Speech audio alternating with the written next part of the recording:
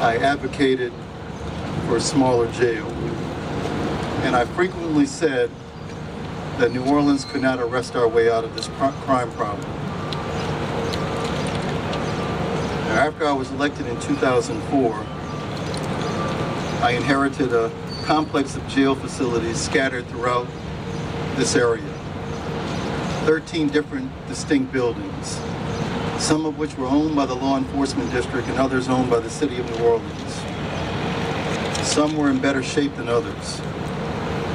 I decided then it would be in the best interest to have an efficient jail system to consolidate all of the jail units into one area. Prior to Katrina, we had limited success. I closed one facility and limited the use of the House of Detention. After Katrina, when all of our facilities were destroyed and we had no jail facility in the city, on an emergency basis, we were using the Greyhound bus station, and that needed to be replaced just as soon as possible. Due to the size and configuration of the House of Detention, we decided on an emergency basis to bring that facility back to serve the incarceration needs of this community. Since that building required the least technology to become operational and had a kitchen that we renovated to provide the daily meals for inmates, we focused on that building. More importantly, with the loss of the more modern jail buildings, the House of Detention was the only maximum security facility that we had available. Now behind me and to the side of me, a new kitchen and warehouse facility will open later this year. And after years of tireless work and delays, a new intake and processing center and inmate housing is underway behind me. Now, ideally, we'd like these two buildings to come online together. However, today I'm announcing that the Orleans Parish Sheriff's Office will close the House of Detention to inmate housing. In the coming days, the 628 inmates living in the House of Detention will be shifted to other Sheriff's Office facilities, including the new temporary detention center that opened last month.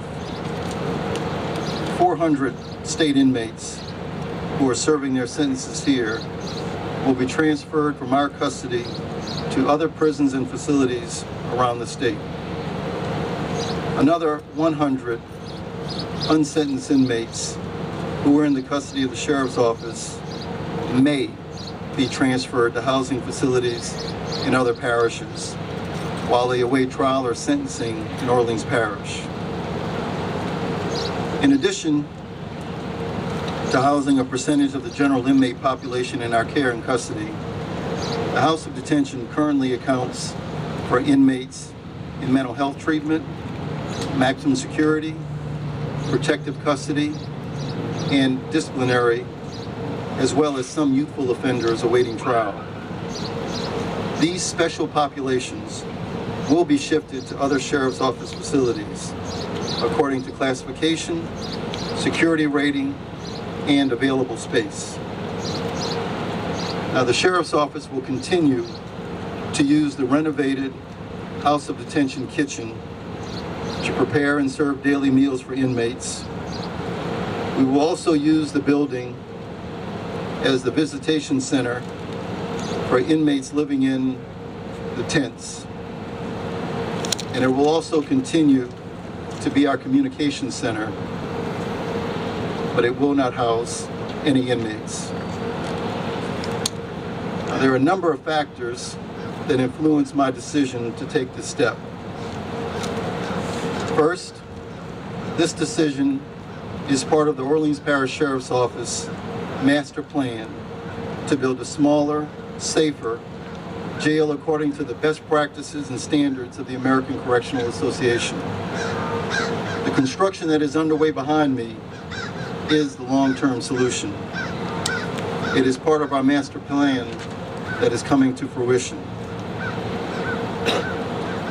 The House of Detention is part of the city's past and has no role in the future of the Sheriff's Office.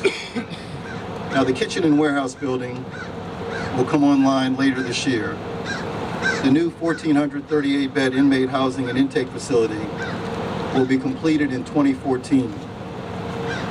Both of these facilities are two major pieces in the consolidation of the footprint of the city's jail buildings to a smaller area. Specifically, the new housing and inmate facility will incorporate the best practices of the American Correctional Association, the latest in security technology and direct supervision of inmates by deputies to space that better accommodates our inmate training and education programs. Another piece in this master plan features a second housing building, which will include improved and more advanced medical care and mental health treatment facilities, designated protective custody housing, and other specialized housing. FEMA funds are available to construct this building.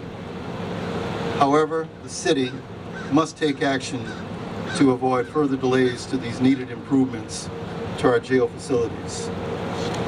Second, the opening of the new temporary detention center, which is right down the street, offered the best timing available to close the House of Detention. Our original intention was to have the opening of the new 1,438-bed inmate housing and intake center coincide with the closure of HOD. However, the delays in approving the construction of this building made that impossible. And while our preferred timing did not come to fruition, the beds created by the opening of the temporary detention center opened the door for us to make the necessary adjustments in inmate housing and deputy staffing now to accelerate the closing of HOD. The third point I wanted to make is that the City of New Orleans must provide adequate funding for the city's jail. The city consistently refused to fund any repairs to the House of Detention, and the escalating numbers of needed repairs and cost made the operation of this building untenable and unrealistic. Now, closing the House of Detention does have consequences for city government and our community. Under Louisiana law, it is the responsibility of each parish to provide a good and sufficient courthouse with room for jurors and a good and sufficient jail at such places they may deem convenient for the parish at large. The city bears the responsibility of properly funding the city's jail and must take the steps necessary to maintain these facilities. The city has to increase funding and pay for repairs. The city's refusal to properly fund the jail is what caused the debated per diem system, which was put in place by federal courts decades ago. Now, the per diem rate has not been increased in more than a decade to match the rising cost in every area of jail operations and functions. Moving prisoners arrested in Orleans Parish to other parishes for housing is more expensive. And for the inmates that are remaining in the custody of the Sheriff's Office, the cost to house and care for them continues to rise. Some services provided by the Sheriff's Office today may have to be eliminated or reduced. This includes inmate assistance to the coroner's office, cleaning service for various NOPD district stations, and garbage and trash collections following Mardi Gras parades and general cleanups. I've said many times that the Sheriff's Office faces significant challenges in the operation of the various jail buildings in our system. However, these challenges should not overshadow the commitment that I and the men and women behind me made to how our city's jails should operate. The Sheriff's Office has introduced new programs and improved others to develop alternatives to incarceration and create new opportunities for inmates as they re-enter the community with renewed relationships about the people who care for them and a greater potential for securing a job and a long-term future in our community. The Sheriff's Office GED program has one of the highest pass percentages of any school in the state. Our inmate reentry program and our transitional work program are viewed as model programs in the state of Louisiana. Our female intensive incarceration program has just completed its first graduation. The Sheriff's Day Reporting Program and Fast Track Program have allowed hundreds of first-time or minor offenders to avoid jail time or experience reduced time. Our Community Service Program and Faith-Based Services Program continue to help even more inmates make the most of their time while in our custody and set the table for a productive life when they leave us. Thank you, and I'll take a few questions. Sheriff, your reaction to the DOJ report that came out yesterday, the panel said they were appalled at the amount of sexual violence inside the walls at OPP. Well, we responded to each and every one of the allegations that were mentioned in that report. Unfortunately, the panel declined to put those very pointed, very factual rebuttals. We don't tolerate sexual assault in this facility. We find out about any, we immediately investigate it, and we arrest and assist in the prosecution. So while there were some things in the panel discussion that I think we can improve on, frankly, a lot of those allegations were false, and we proved them false at the hearing. But members of the HOD admitted to the panel, and it was in the report issued yesterday, that some of the grievances filed by inmates were forgotten about, or it was said they dropped the ball on particular cases. One grievance. One grievance when we were moving from the House of Detention to OPP was lost in that move. After that grievance, the same inmate filed 6 or 7 other grievances, never once mentioned that grievance when he was meeting with the warden on that. So you have to look at the credibility of that and whether or not that was in fact something credible.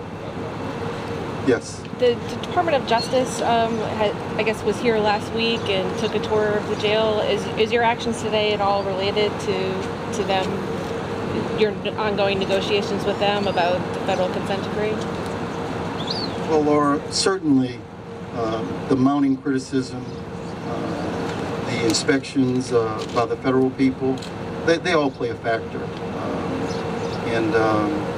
You know, we just have the opportunity at this time to act on it. We've been operating the temporary detention center now for about 30 days. We think we have most of the bugs worked out of it.